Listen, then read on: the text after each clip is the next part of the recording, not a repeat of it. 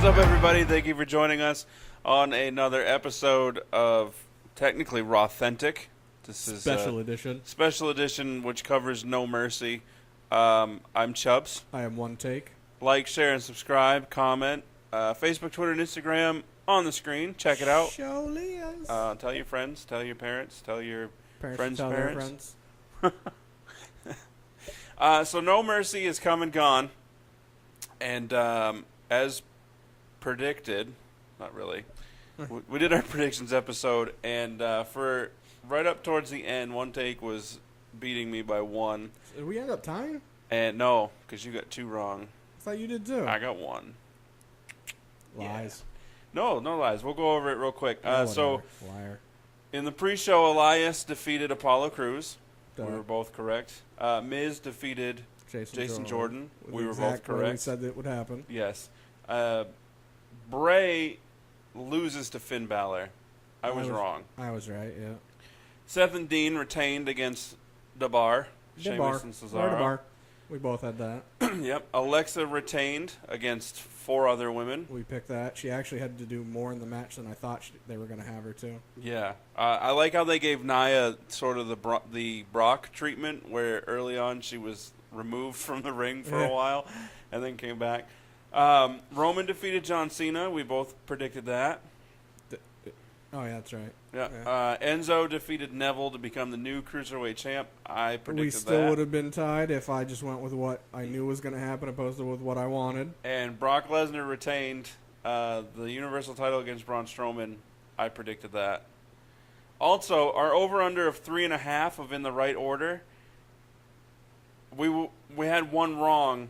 Or I had one wrong in that I completely forgot to put Neville and Enzo in there. Which is weird because before we started recording, we were talking about it. Right. But that was the 7th match of 8. Right. But 1 through 6, correct. So, boom. As far as pay-per-view goes, I thoroughly enjoyed No Mercy. And that's like any other time we've sat down and talked about the pay-per-views, I'm just like, nah, it was lame. It was stupid, guys. But this one, thoroughly enjoyed. I feel like we're opposite for once. You didn't like it? No, I'm just messing with it. Such a jerk. My selling ability is just great. I get so many people so confused. No, I hate it. The things that annoyed me in it, I was okay with. It was more of a personal, I didn't want it to go that way, i.e. Braun and Brock. Yeah. I feel like they did way too good of a job building Braun up that if they were going to have him lose to Brock, I understand that they try to protect finishers. Right. But why is it that one of the biggest faces of the company in numerous pay-per-views does numerous finishers? Yeah. As people that don't get what I mean, John Cena does an AA, everybody kicks out of it, and then he does either one super AA off the middle rope, or he does the rolling one where he does one and does 2 or 3 more. Right. So why is it that guy, who is one of the most popular wrestlers, doesn't have his protected, yet Brock's, which is basically the same, because if I remember, John's version of the AA was in retort to Brock. Because it didn't used to be called the FU. It used to be called the FU. Which, a thing I heard was it was in a retort to Brock's. Because Brock was the F5? Yeah. I hadn't heard that. I would need to see where I don't you remember. saw it. I'll try to find it. I don't believe that's true. Well, even if it's not, as far as impact of the move, they're both similar. They both go up and land down. Yeah, Cena drops you on your back while Brock drops you on your face and throws you and you land on your face. Yeah. But as far as impact wise, they're both, in my opinion, you would say they both would do the same amount of damage. Yeah, I mean, I totally get where you're coming from, but I mean, we're talking about a business where a DDT is a finisher for somebody. Well, no, so a Bailey to belly is a finisher. And I agree with that. But what I'm saying is, why is it that in the same exact pay-per-view with two similar finishers, Cena's notorious for people kicking out, which is his decision from what I hear. Right. Well, let's look at it this way. Which one is lamer? The AA or the F5? The AA. Okay. So maybe recognizing how lame it is, Cena says to himself and to the officials, let's get people to start kicking out of this lame finisher. Make me do more. Make me do the one where then I roll into another one. Make me do it off of the middle rope. No, I'm full for that. I agree with you. My thing is, going back to the Brock and Braun. Yeah. You build Braun up to be this monster, which he is, where he just houses everyone. You have SummerSlam where he just demolishes. Yeah, I mean. And then you have this match where he starts out kicking butt, and then a Kimura is what messes his momentum up completely. Right. Not a shot to the ribs, not a shot to the knee, an arm bar. Yeah. On the opposite arm of where he puts you on to do his finisher. Not only with that, Braun choke slammed Brock with an awesome choke slam, one of the better ones that's been done in a long time. Yeah. On top of, 3 to 5 of his power slams? Right. Well, also a lame finisher. Agreed. Let's be super honest about that. But I will say that, in my opinion, I would say that would do more physical damage than the F5 because, A, he's shoulder driving you into the ground. Yeah, because if it was a Finn Balor power slam, right? No. Yeah. But Braun power slam, I can get it. I totally agree. Still that lame. It's a total lame finish. Because he used to do the reverse choke slam, where he'd grab you by the back of the head Yeah. and slam you face down. Bring that back. Yeah. But either way, so I'm saying you build this man up to be a monster that fights out of everything. He did for the most part in this match until the Kimura, which, whatever. And then they sell it as now all of a sudden Brock takes all this punishment, and then one finisher finishes off Braun, who's been fighting through everything from everybody for months and months and months. I just didn't like it. And I more agree with you because I've seen matches where, say, Undertaker has kicked out of 2 or 3 F5s exactly in the same match. So, and here's my thing. If they want to protect the finisher, don't have Brock pin him on the first one. Have him look around and be like, I know I need to do more to keep him down. I'm not even going to attempt to pin until I do 2 more. Right. And then you can be like, oh, he did more. He kicked out of one. It still protects it. Right. Still keeps Braun looking strong because Brock is like, oh, I know he needs more damage. Yeah. I just feel like it was piss poor done, especially with the build-up they had, and with not only with that match, but the build-up of Braun individually. Mm-hmm. It didn't nix it altogether because, I mean, it's Braun and Brock, so Brock's at least formidable. Right. It's not like he lost to Dean Ambrose on Monday Night Raw. Right. Type deal. But part of me is pissed off because of that. I said the same thing about Joe, where it should have been more than one. It was a similar finish in that just boom, random F5 ends the match. Yeah. Which is kind of the point of it, and I would have been okay with it if it was more than one. Yes. Without a pin, still protect his finisher, and still protect both of them to make Braun still look strong. And I'm also pissed off about it because, yet again, no Universal title is going to be on TV for months. He's got, 2 appearances that I remember hearing? 1 counting for Royal Rumble? Not the actual Rumble, right? Like around. There are rumors going around that they are trying to secure him for some other appearances. They better. I won't say to face who. I'll save that for our rumors episode later in the week. I've heard. I think. But we'll talk about that's our rumors episode on Sunday. Yeah. So who knows? But even still, having that individual take the belt off of Brock, I feel like it would have done so much more for the belt. It would have done so much more for Braun, even if it was just a short time holder. Yeah. And you end up having it where he's in a handicap match or another fatal 5-way or something where he loses the belt and it's not his fault, like somebody else type deal. And then that furthers other storylines where he can be mad at because I didn't lose it. You just made me lose my belt. Now I'm in a feud with you. Right. Or, and I've been thinking about this long term because the goal is to have Brock and Roman at WrestleMania. Right. Have Brock lose the belt, where then Roman goes, okay, I'm going to go after the belt now that it's on TV more regularly. Then Brock come out and be like, well, no, you can't. I get my rematch. Right. So you have to go through me first. Then that lead to the WrestleMania match between them. Obviously, Roman's going to win. Right. And then you let Roman go for the Universal title. Because keeping the belt on Brock from now until Mania is a horrible business plan. Mm-hmm. But the thing with that, though, and I'm saying this based on WWE logic, is Brock has to have the belt at WrestleMania. So when's he get it back? Royal Rumble? But he doesn't have to have it at WrestleMania. Excuse me. I said WWE logic. Yes, he does. Yeah, because they're going to... And it's the passing the torch and giving the torch or whatever back to Roman. The belt's going to be more of a involved. reaon why Roman should be WWE champ in that picture and not Universal champ, but that's beside the point.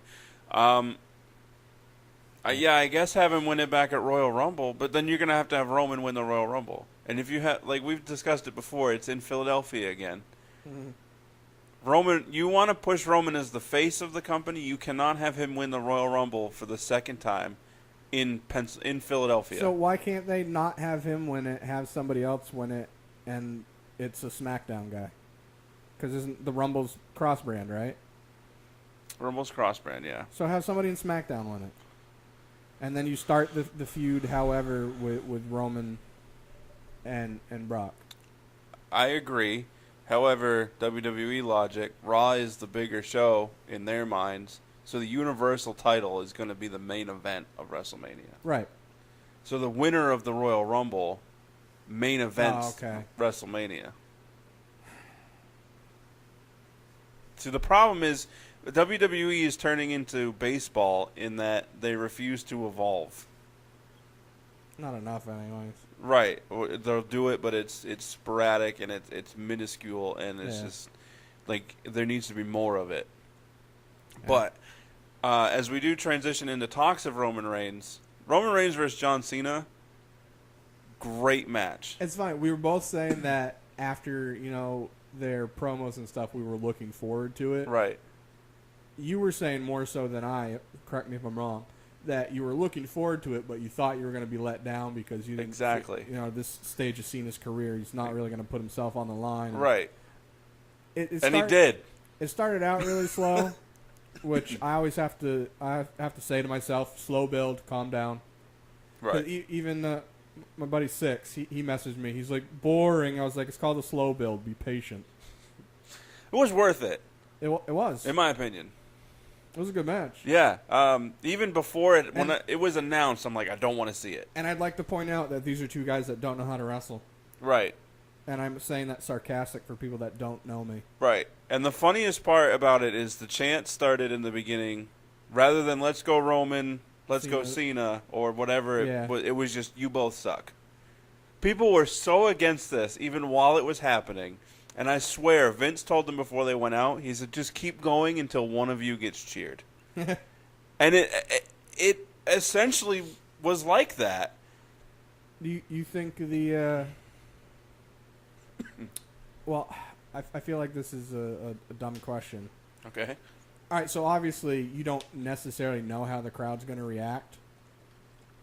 But do you think Cena had a thing where he's like, hey, look, if they start doing, anything about both of us sucking, I'm going to pretend to leave? Or do you think he just said to Roman, hey, they're doing this, I'm out, follow me? Probably the latter. That was probably a spur of the moment. Spur of the moment improv. Because Cena does enjoy playing off the crowd. Which a lot of the times I'm cool with. Yeah. It wasn't for the beach ball, but that's because I hate it. It was like, yeah, because he was just like, all right, I hear you. You guys don't want us to fight. I'm out of here. Yeah. And they started to cheer because he did that. And but no, and then by the end of the match, when he's sitting in the ring, it's over, and everybody's chanting "Thank you, Cena." Yeah, make up your mind. It's like that's why I hate the day and age we're in now, where people just want to do what's popular, opposed to like forming their own opinions. And yeah, although I would have been mad at people had they still booed him after that. Yeah. Because, no, I totally agree with that. Because that match was But in this same, incredible. it's like him coming out and people doing the John Cena sucks thing. Yeah. John Cena sucks. Yeah, it's that to me it's the same as Kurt Angle, you suck. Right. The day Cena retires. It's a matter of respect now. Right. Opposed to like when he's in the ring and has a match. All right, the time for that respect is over. Now admire the man. Yeah. Oh, I agree. Coming out of that match, how anybody can still hate either of those men for what they do for this business. I go through my spurts with Cena. I mean, I can't think of very many matches of his that I haven't liked. Right. And towards the end of his tenure at SmackDown and stuff, especially the stuff with The Miz, I feel like that regenerized him. Yeah. The Nate word of the day. Yeah. Because before that, I felt like he was just coming out before that and just going through the motions and saying the same stuff and then being like, you already said that. Oh, okay, I'll say it differently. And I was just like, I get it, bro. Yeah. And then all of a sudden they got in the stuff with The Miz and it's like, all right, now Cena's back. It helped that Miz cares. Oh, yeah. That's one of the reasons why I've always liked Miz. I understand why people don't. I respect and appreciate what he does. Yeah. Because he takes it serious. Right. Speaking of Miz, and I want to transition into Raw, and this is perfect. Did we want to talk about Cesaro's chiclets at all? Oh, yeah. So, first of all, okay, we're going to take this little side road and then veer back, because the Miz conversation is a perfect segue into Raw, because that's how he kicked off the show. Right. Cesaro, ow. First of all, how do you do that on a move where you essentially determine where you go? Right, so have you watched it again or only when you saw it once? Yeah, I watched it again. So if you notice, his waist was not as high as it needed to be. I thought he in went my too. opinion. I thought he went too high. Well, no, he did. I'm saying that because all right. So back in the day when you would do that, it was always into the top turnbuckle. Yeah, you would literally just jump forward instead of up. And you'd headbutt the top turnbuckle. Yeah. They've started changing it now because of the strength of the opponents and this and that to where they go higher. And with the ring post having the LED diamond plate thing around it, that makes a lot of sound. Yeah, you hit it with your hand. Right, so that adds to it. If you watch it, hit it with his face. He needed to be up higher so his face, he could put his hand on it and his face would be flat on the top. I got you. Opposed to what happened where his waist was just low enough where he hit the top turnbuckle and it slammed him forward into the point of it and he wasn't far enough up to be able to go flat on top of it. Right. So it wasn't like, like Kofi does it a lot where he'll, hit it with his ribs almost or his chest. For those that don't know, Cesaro did not break those teeth. Those two teeth were shoved up into his skull. Yeah, they say jaw, but this is the bottom's your jaw. Yeah, it went into his your skull. mandible. Yeah, like 4 centimeters, I think they said. 4 millimeters? 4 millimeters, yeah. Still quite a bit of distance involved when you think of teeth. So they had to pull him out, and they're going to replace him with fake ones, I guess. Yeah. Because he did enough damage to him. That's probably why you didn't see him open his mouth at all on Raw. Yeah, they said they'd probably have him done Tuesday. Yeah. So, yesterday. You could probably wear a mouth guard for a little bit. Oh, yeah. I would. I think he should anyway. I feel like it kind of adds a little bit to his character. It fits him, too. Yeah. I actually thought that when he messed his teeth. I'm like, why isn't he wearing a mouth guard? Yeah, he could get one that's got like the Swiss flag on it or just We're at a bar. just a bar. We're at a bar. Some bar stools, that'd be funny. Yeah, we're at a bar. So Miz that He match also- against He got 3 stitches in his lip. Yeah. And then other ones they said could have gotten stitches, but they thought where it was, it wouldn't need it and it would heal it fine. Word. But yeah, I bet that sucked. You see, when you get it stitched up, then you go, how you feeling? He goes, never better. He's a funny guy. No, he's great. So Miz Jason Jordan wasn't amazing. It wasn't terrible. It was a good match. I mean, it was decent. But I bring Miz up again so we can transition. Yeah. To Raw. Miz, what I thought was going to happen with Miz winning is that then on Raw, Jason Jordan was going to be given another opportunity. Right. To which he'd lose, and then given another opportunity to which he'd lose. Right. Until he finally won. and then that furthers that whole storyline with Miz, Kurt Angle, Jason Jordan. Not the case, at least yet. Yeah, they may eventually, but right now they're trying to. Right. So to kick off Raw, we have Miz TV with Roman Reigns. Which we knew. If you'd watched No Mercy, Miz talked to Kurt backstage. Yeah. Let me have Roman. I thought, and I messaged you, that I thought another way that they could have done the progression of Miz and Jason Jordan is to have Kurt Angle, because he didn't say, all right, yeah, on Monday Night Raw, you and Roman Reigns on Miz TV. He just said, okay, yeah, you're going to kick off Monday Night Raw with Miz TV.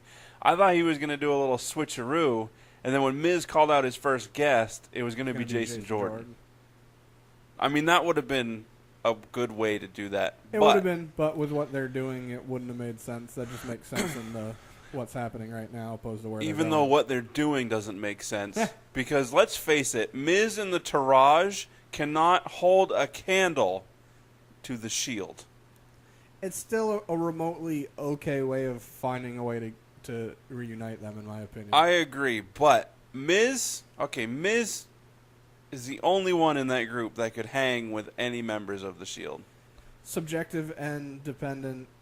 I'd throw Bo in there, even though his main roster. Based on how they've been booked thus far. Yeah. Not based necessarily and on how they're skill. being booked now. Yeah. I do think Bo's talented enough to where if they found the right fit for his character, he could get a push. Yeah, which they have. I think Curtis Axel's talented enough to where he could be. Does he realize his haircut makes him look like a white supremacist? I don't want to talk about his haircut. It's terrible. It's terrible. It's okay. It's just I look at it and go, oh, that's not good for right now. Then I also thought that maybe they were going to have Roman kind of step down from the main title picture for a while because he's not going to face Brock until WrestleMania. Right. So why have him linger around up there? Right. Use him elsewhere. They are. Put him in an intercontinental feud with Miz. Anything I want to say is based on rumors that should be talked about on Sunday. I mean, they could after the fact, because I mean, TLC it's pretty certain that we're gonna see Dean and Seth and Roman versus Miz and the Taraj. Right. So after that, all right. So I'm doing the rumor right now because I don't have it down and I might forget. okay. The rumor is right now that they are going to have Roman win the Intercontinental Championship before Royal Rumble because they want him to end up being. They're saying it as they want him to be a modern day Grand Champ, which I don't understand why they're wording it because Dean did it. WWE logic, right? But either way, that's their thought process behind it. Is they want him to win that and then win the Universal Championship and. Is he going to have them both? Not at the same time. Okay. That's good. So, either way, we can go back to the segment ended up leading to them having a match later on the night because... Yeah, Miz and Roman. Because Roman basically said, I don't talk, I fight. But we had, to kick off the matches for the show, stemming off of that, Jason Jordan and Matt Hardy, because Jeff's going to be out for a while. He needs rotator cuff surgery. Yeah. WWE pisses me off sometimes. Why? Where they're trying to say he got hurt. Yeah. Not where it happened? It happened at Great Balls of Fire. Ah. And he's just been fighting through it, thinking that he could work through it. It's crazy, man. And then yeah. And it just kept bugging him to the point he's like, oh, I guess I got to get it checked out. It's not healing up like I thought it would. Right. And they're trying to say that he hurt it, last week or 2 weeks ago? Whenever they had the big match for the number one contender. Yeah. He hurt it in that. Remember they were all in the corner and he helped. It was like he was one of like the 5 or 6 men to help with the top rope suplex. Okay. And he landed on his shoulder, not even remotely awkwardly, not even remotely in a way to hurt it. Right. And they're trying to say that that's when he did it just because he grabbed it. I'm like, no, it's because it was already hurt and he did it. And he hit it, and he was just like, ow, this hurts still. Yeah. That's dumb. So, Jason Jordan teaming with Matt Hardy. I hope... So, with the rotator cuff surgery, Jeff's going to be out till probably April. unless he It's heals. going to depend on what they see when they get in there. Unless he but heals faster, or it's not as bad as they think. Yeah. In the meantime, are we gonna get a broken Matt or a woken Matt? I mean, this would be the great time to try to do it, saying, he's starting to... Right. He doesn't have his brother to... Because it's not like, we need to think of a storyline where we can use both Matt and Jeff. Jeff's written out now. Yeah. Perfectly. Now they can do it as Jeff's gone. Matt's, not sure what to do with himself because of it, because maybe they can play it as Jeff's been the one that's been reeling him in and keeping him down. Right. And then when Jeff comes back, it can be like, what the hell happened to you? What's going on? Although Jeff has expressed interest in using this time as still being on the show, but in an out-ring capacity. Right. So they may mess it up completely. Or they might do it well and have it where, since Jeff isn't going to be wrestling, they can have more of the vignettes and more of the promos and stuff of interactions. And I mean, because they started, 2 weeks ago or last week on Raw and whatnot, where they were kind of fighting against each other and showing some turmoil. Right. I'm trying to read my notes. Oh, at least they're yours and not mine, because mine are scribbled. I don't know what this word is. I don't even remember what happened next, to tell you the truth. I'm spacing. I wrote my notes differently for some reason. Don't ask me why. I remember why. Because I wrote all the matches down first. Yeah, I can't do that. I left space. I wrote 1 through 7 because I assumed there'd be 7 matches. I was right. And then I thought there was 8. So anyway, as we said, Jason Jordan and Matt Hardy defeated the Taraj. Elias defeated Apollo again. Attacking Titus. It's going to end up setting up more where the feud continues, where he's probably going to end up having a match or two with Titus. Okay. I'm okay with that, but I feel like Titus should at least win one of those matches. Oh, he definitely should. I liked how they had him actually go after Elias a little bit. Yeah. So Kurt Hawkins. I know that you haven't been a fan of him or whatnot. Since he's been back, the shtick is funny to me now. I've been entertained by it because of that. It's stupid, and that's what makes it funny to me. Right. I'm even more amused in this week because he's like, "All right, who's gonna make history?" Dude, you hear Braun's music, and he goes, "Nope," and he leaves. You know what's funny about that? In my head, I'm like, all right, so who's somebody that could kind of use a win right now, and not even thinking of Braun at all. And then his music hit, and I went, ha! Yeah, Kurt was like, "No, I'm gone." Yeah, because he was just like, nope. And Braun said, Braun chased him down, fast. power slammed him through the LED screen. Do you see his back afterwards? Yeah, he scratched the hell out of it. Yeah. And there was no he cut his own knuckles too. He kept trying to wipe the blood later. There was no padding that he landed on back there. It's carpeted. And usually but the last time that Braun put somebody through there, or Brock did, or somebody did, there was a mattress with a black sheet over it. Was there? Yeah. This time, remember. no. So I'm wondering if maybe he picked the wrong spot. I don't know. I was kind of looking around. I didn't see it, but maybe. But either way, Seth Rollins. Wait.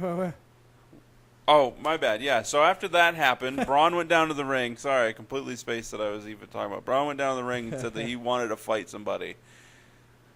Naturally, the craziest person on the roster. If it wasn't Dean and he didn't come out the way he did, I was going to be annoyed by it. Because he came out and he was almost like, I don't want to do this. Why am I doing this? Right. And he was just like, whatever. Right. He even looked over at Kurt Hawkins, the destruction of Kurt Hawkins, and was he just was like, just okay. I guess. Yeah. And then it took him a while to get in the ring, and then he was just like, bad idea, whatever. Right.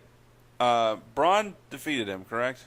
Yes. Okay. And it's funny. So I'm watching the match, and I'm like, I swear to God, if they have Braun lose this friggin' match, I'm going to flip my proverbial ish. I thought it would have been funny. I could see him going on a losing streak, and maybe so Paul Heyman calls for Brock Lesnar's music to hit, and then he gets distracted and gets pinned by Dean.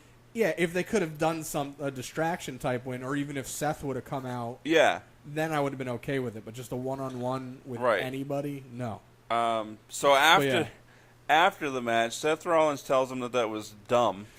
All right, so I thought that segment was hilarious. Yeah. I watched Wrestle Talk with Ollie Davis, Yeah. and he was saying that it was a poorly scripted and meh, and I was like, really? I laughed at it. Yeah, it was pretty funny. Seth pretty much saying, like, if you're going to do things like that, let me know. Yeah, I'll help we're you. a team now. You're not, and plus it was stupid. Yeah, and then he's like, so, next week, I'm going to go, today, I'm going to go tell Kurt that I want Braun Strowman next week. Dean's reactions, he's like, I know what you're going to say. Oh, you're the architect. Oh, you're the Kingslayer. And he says, like, all right, you got me there. He goes, but here's something you won't think I'm going to say. I'm going to go for Braun next week. He goes, hey, you're right. I didn't see that going. Yeah. And he's got the ice on him. He's like, good on you. He's like, good luck in that match. I'll be at that later. By the way, that Braun thing, that was a bad idea. Yeah. And I was loud. I thought it was hilarious. No, that was funny. So then Seth Rollins defeated Sheamus. It's funny. I said to you before that match at the pay-per-view, I said I'm done with Seth and Dean versus Sheamus and Cesaro. That match pulled me back in until Monday night when I was like, I don't want to see Seth and Sheamus. It may have been supposed to have been more. Maybe with Sheamus's or Cesaro's mouth. Like, I know he was out there. Yeah, But- maybe if it was, it would have been one of them fighting Cesaro and the other one fighting Sheamus. I don't know. I kind of agree with you. The match was good though Yeah. on the pay-per-view. Oh yeah, on the pay-per-view. Pay-per-view was great. The only reason, like, I agree with you for the most part, and the only reason I don't is because I take a step back and look and go, well, what else are they going to do? Revival's hurt, because Revival would be in the picture if they weren't hurt. Right. Now Jeff's hurt, which they've kind of been teetering with them. They're not booking the club very well. Right. I would have rather had the club come out into the ring and be like, hey, you nerds lost your rematch, so it's somebody else's turn to step up. Right. No, I'm okay with that too. I'm trying to think of other actual I mean, technically Heath and Rhino are still there. I know, right? I'd like to see more skits with them though, just because they're hilarious. Yeah. But like, there's not much going with the tag division. They split up Enzo and Cass is out anyways. Right. So there's not really much they can do with the tag team division right now. That's why I'm kind of sick of it. But what else? Yeah, are they gonna have do? They have one legit tag team in the Good Brothers, the club, Yeah, and then the Revival who's hurt. That's it. 2.5 healthy hodgepodge teams. I say half because Heath and Rhino I'm counting as a half because they're hardly on TV anymore. Saw somebody on Twitter had a thing that somebody should Photoshop a beach ball with a laugh behind Cesaro. And then, okay, so Seth defeated Sheamus. I mixed the order up because I'm an idiot. Roman defeated Miz, naturally. It was a decent match too. Yeah, and then afterwards, Miz and the Taraj viciously attacked Roman. Yeah, and then they took off like they were gonna leave, and the Miz said, Yep, and then attacked some more. I was okay with it. No, I'm telling you, it's the build up for it, and then they did the shield pose and fist bump over Roman. Which nobody taught Bo how to properly do that. Yeah, I was all confused. Then he used the wrong arm. Shouldn't it have been his I mean, left? he could, he should have just done his left because that was what was closest to Miz, but he went across the body with his right. Yeah. It was like, And still, he's like, crap, I got to look at hard cam, don't I? right, and then didn't bother changing it, which would have been acceptable to me. Maybe.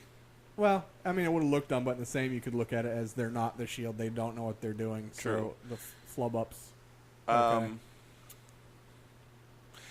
this is another one of the things where the fans are like, Shield, Shield, Shield. It's like, slow build, hold on. Right. It's going to happen. Right, like, what's the payoff if Dean and Seth come out at that moment? And really no reason behind it besides, hey, you're using our fist bump thing. Right. Fans are... I get it. I get the immediate satisfaction society that we're in, or immediate gratification. Yeah. I subscribe to that from time to time. Is it weird that I'd rather see Roman come out to help Dean and Seth first? Maybe. I mean, what doesn't necessarily make sense now with what the Miz and the Taraj did. Well, I mean, next week... I mean, you could just say... But what if The they could do it this Taraj way? could go after the tag titles. Yeah, what if Dean and Seth are having a match against the Taraj, and the match is over, and then they start attacking Dean and Seth, Yeah. and then Roman comes out. I'm just, in my head, I'm trying to find a way, because I am a Roman fan, to have it where people are actually going to cheer that Roman's coming out, not somebody's coming to help him. Right. No, I so next week, Roman's fighting Miz for the Intercontinental title. He's not going to win it No. because of the Taraj. So They'll probably have a TLC match where he'll win it. also next week. Oh, no, wait, they might do the reunion then. Also next week, what they should do is have the Taraj backstage talking to Kurt, being like, "We want the tag team titles." What? I got an idea. Yeah. What if it's a subliminal? When I say subliminal, it's visible, but say there's a segment backstage, and you just happen to see Roman walk out of a room, and then 2 seconds later you see Seth and Dean as well. So it's just like there's nothing saying that they were together, but you see them all come out of the same room like almost right after each other. Not 3 seconds, like a half a second. Or Roman leaves the locker room, and there's an interview immediately as he leaves because Renee's right there. Like, Roman, let me ask you this. And then as he walks away, or mid-interview, have like Dean poke his head out and be like, "Oh," and then close the door what real if quick. you see only Roman or only Seth and Dean, and they're clearly talking to somebody and having an agreement like, yeah, that's what we're going to do. You don't see the other person. And then you see Seth and Dean Or something like that. throw out the fist bump to to somebody off stage or off camera. Or they walk out and they're like, yeah, man, that's a deal. And they walk out, and then maybe a little bit later there's a different interview in the same spot, and Roman comes out or something like that. They could do a lot of things. Yeah, They're they not won't. going to do any of them. Yeah. It's going to be terrible. So Yeah, let's get this going. My Finn bad. Balor defeated Goldust because The only reason that match was acceptable in my eyes is because it was Goldust. It's the only way that it would be an acceptable way to get into a match. Because Goldust is Goldust. yeah, Basically saying, I don't need you. yeah. I mean, they had their conversation backstage. Goldust felt disrespected, which I don't get. But Well, it was more or less, he didn't feel, he felt that I'm a man, I don't need anyone sticking up for me. You did know your place. I didn't need it. Go away. yeah, I feel like he put words in Finn's mouth that weren't there. Yeah. That's usually how lots of fights start. And then, so that ended up being a match where Finn wins. And at the end, after the match, you see the Bray Wyatt thing. Yeah, the whatever you want to call it. And then a weird child singing the whole world in his hands song. Which was great. Yeah, and then that was it. But then the announce team just kind of went, like, right into the next thing and didn't really be like... I would have liked them to comment more on that, I guess. And the main event match was Bayley and Sasha defeating Nia and Emma. Emma, again, eats a pin. Yeah, I guess they didn't get that memo for the pay-per-view. Yeah. Although I did say that Bayley could be the one that eats the pin. It would be okay that it kind of is okay that Bayley is, just because what they're kind of doing with her, Right. having to fight back and through adversity and whatnot. But So Alexa and Mickey James seems to be the next title match for Alexa Mickey was looking good. at TLC. Alexa always looks good. I so. couldn't see Mickey past Alexa, so I had to do it. Because she was wearing like the above Yeah. knee high. yeah, boots, I and saw her when she came out, and I was like, oh, okay. But then when and she I totally was, do think she got her boobs redone. yeah, I do too. When she was in the ring with Alexa, I was just like, who's Alexa talking to? She's just in there by herself. Is that John Cena in there? Oh, so Enzo, to close the show, Because throughout the show there was multiple times. Enzo wanted to have a celebration, a certified G celebration for his cruiserweight title victory, and then asked Kurt for a no contact clause, so that if any of the cruiserweights Right. in that division harmed him, Touched him. they would forfeit their shot at that title as long as he's got it. Right. Because he said that as he was walking around trying to get stuff set up, he could tell there was a bunch of jealousy. Yeah. So he's doing his promo, his celebration. You know what's funny about this? What? is I watched 205 live, Yeah. and the music hit, and I was like, whose music is this? Yeah. All the cruiserweights come out, sans Neville for the time being. Right. Um, And he basically attacks the majority of the more known ones. right. Said Rich Swann. Something about his dancing, I don't remember. Yeah. Danced his way out of being the contender. Cedric the Great, that charisma forgot. Yeah. Called Jack Gallagher teacup. Yep. The He one was glad that Gulak wore the suit didn't Or a look like suit. Captain Underpants. Yeah, the one I can't never remember his name. Drew Gulak. No, the luchador. Grand Grand Metalik. Grand Metalik, yeah. So they needed to bring a scale out there because he clearly was over 205. Right. And then Neville came out and was Neville. I love Neville. Yeah, Neville. Great promo by his, Neville. His laugh is creepy and annoying and great at the same time. So Neville confronts Enzo in the ring, and Enzo has the whole "you're not going to touch me, you'll forfeit this," blah blah blah. He ends up attacking him. Well, and you notice he looked back to the rest of the 205 guys, and they were like, "Do it." Yeah, And I he's like, mean, boom. because the thought is anybody else can win it off Yeah, of and Enzo, then give Neville and a then, chance. however, Neville may be moving on. What do you mean? I didn't watch 205 live. I forgot. There's rumors that he's going somewhere else. Really? Yeah, so I'll save that for Sunday. After Raw went off the air, Braun Strowman joined in with the other cruiserweights in attacking Enzo. Oh, is that why he was with a crutch on 205 live? I saw a picture. I didn't watch it. They may not acknowledge that happening. They probably will. Usually when they have the stuff that ends when it does, they just start the show and talk about it still. And I say that because a lot of the other cruiserweights assisted. Yeah. So they all breached the no contact clause. Oh. So they may not address that. I'll probably watch it tomorrow since NXT's tonight. Yeah. Ooh. Adam Cole, baby. In-ring action on NXT. Yeah. Against Eric Young. So excited. But anyway. Hopefully another debut as well. Yes. I hope so. So that was it for No Mercy and Raw. Show was. As we said, or I said in the beginning, like, share, subscribe, comment, social media stuff on the screen, Facebook, Show Twitter, and was. Instagram. And, yeah, we're moving on to SmackDown. Yeah. Deuces. Double digits.